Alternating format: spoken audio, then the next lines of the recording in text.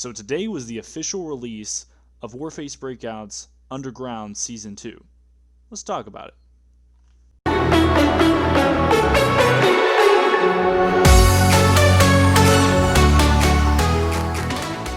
So first off, we're just going to jump right into it with the different changes that have come today. I am going to be making a separate video later because about some of the deeper mechanics and changes that have been made, because there's a lot to review here, and I know a lot of people are saying, you know, is this the breaking point of the game? And it really well could be, but I'm going to have to take that into a little bit more of account, so stay tuned over the next couple of days as I play, look deeper into the mechanics and some of the balancing changes that they've made to see what has changed, and I'll have a video up on that shortly. But for now, we're going to focus on the actual changes in Season 2. So let's get right into that. So first off, you know, you log on to Season 2, you're going to get greeted with a brand new intro screen. Lovely. Looks awesome.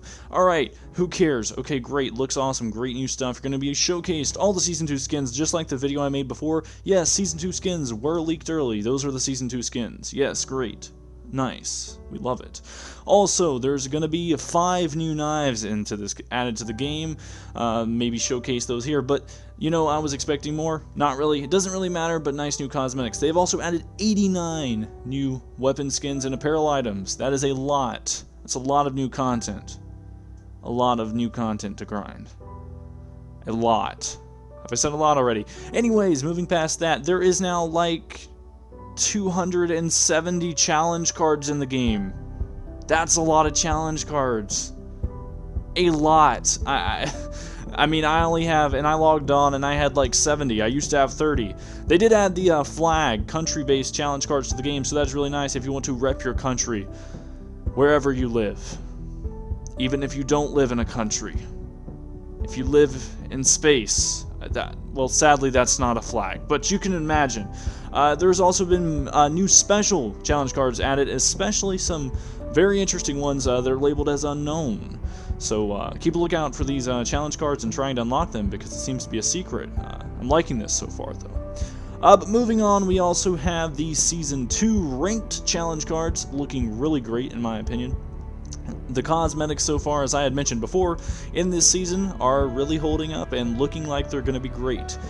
So far, so good, but you know, it's kind of weird how the avatars look a lot like the challenge cards, but regardless of that, it is something new, and it's definitely improved from Season 1.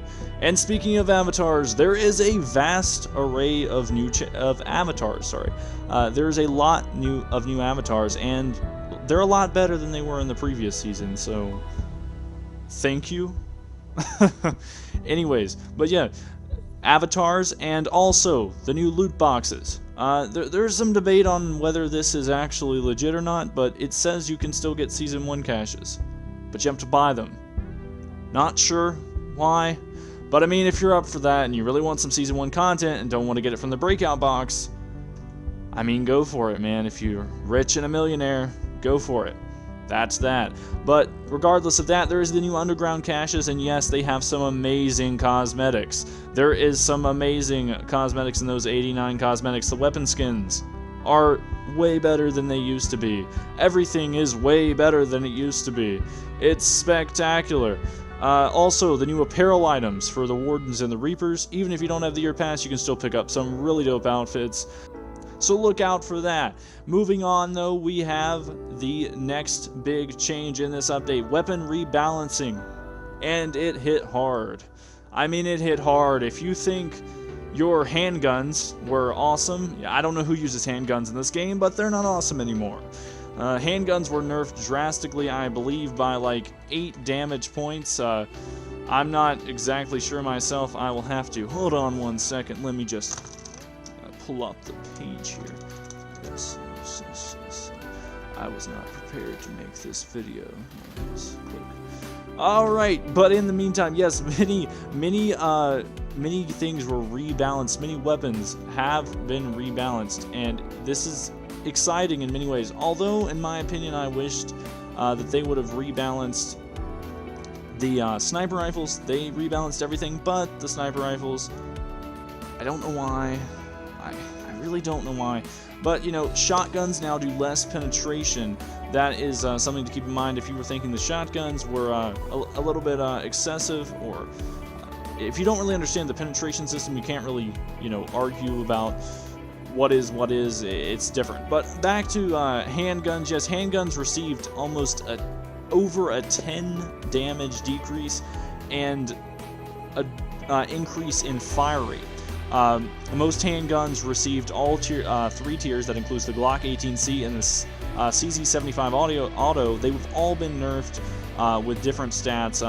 The rapid fire ones on tier 3 though received a nerf in damage and penetration. However, the fire rate has remained the same. If you would like a more detailed breakdown of these stats, you can go ahead. I'll show the table on screen now to sort of show you guys what it looks like.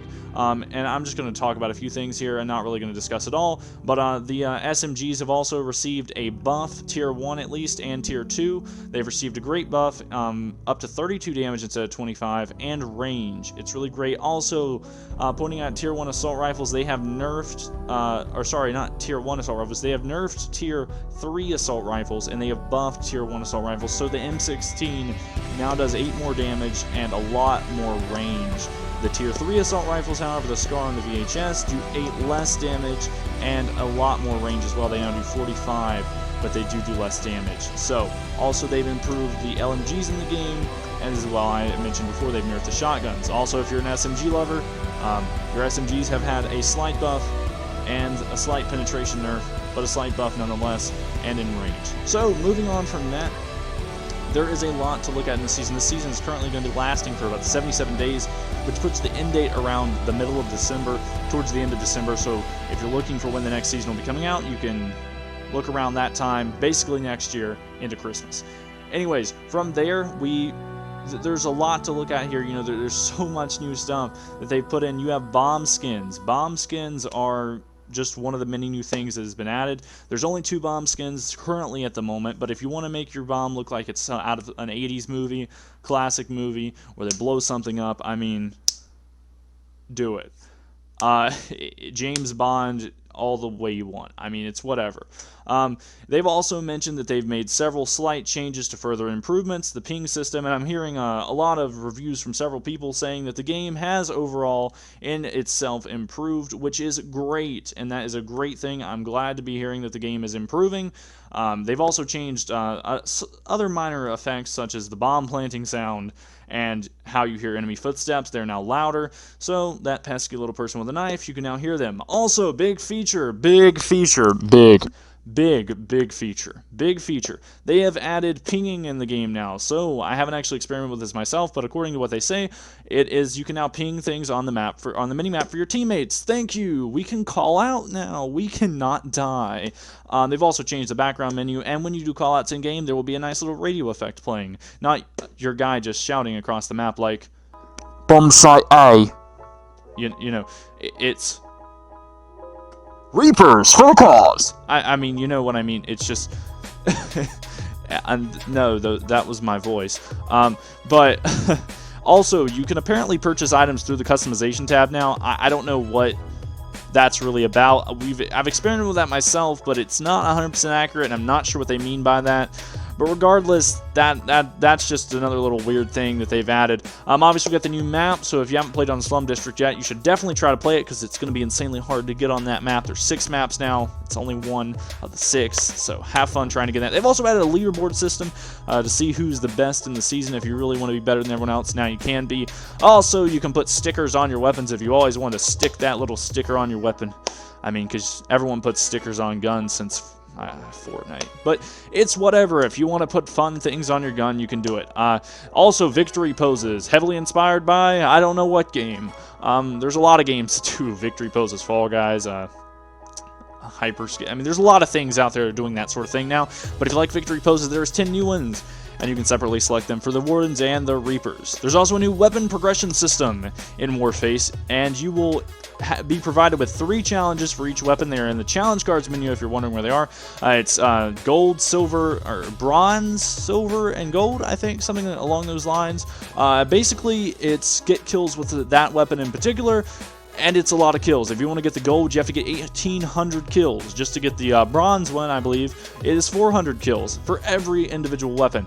Basically what happens is once a challenge is completed, it grants a stripe, 3 challenges, and a golden skin for that weapon. So it's a very complicated thing. I don't really know exactly what they mean, but it's a weapon progression system. At the end, you will get a golden skin for that weapon. So cool, you have a golden variant of that weapon. Not sure who will all use that, but I mean, if you're into that sort of thing, you're into it. Also, they've added finally elite challenges to the game, which are basically just challenge cards with some super difficult challenges. So if you really want to challenge yourself and push yourself to the limit, you have now elite challenges like getting 15 headshots in a match, which is insane. But if you really want to go for it, my friends. I'm not stopping you.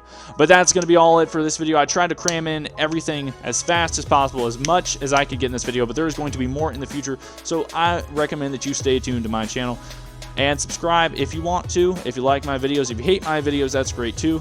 I mean, what can I do? But if you do enjoy them, you know, let me know down below. Let me know what I need to make more videos on, because I'm trying, you know, to help this game's community bring back to life. And from what I'm hearing, there's a lot of great stuff happening right now, and the game's getting better, guys. If you're watching this and you're wondering if the game's getting better, it is getting better, and we need the community to grow again. But that's all for now, and I'll be making more videos shortly, describing more of the in-depth details of this season and exactly what happens in matches and any other mechanics that I have missed in this video. I'll be sure to get to. If you guys know anything that you'd like me to cover, please leave in the comment section below once again, because I may have missed several things in this. Obviously, Warface doesn't always let us know everything that's going on, because that's just the way they are.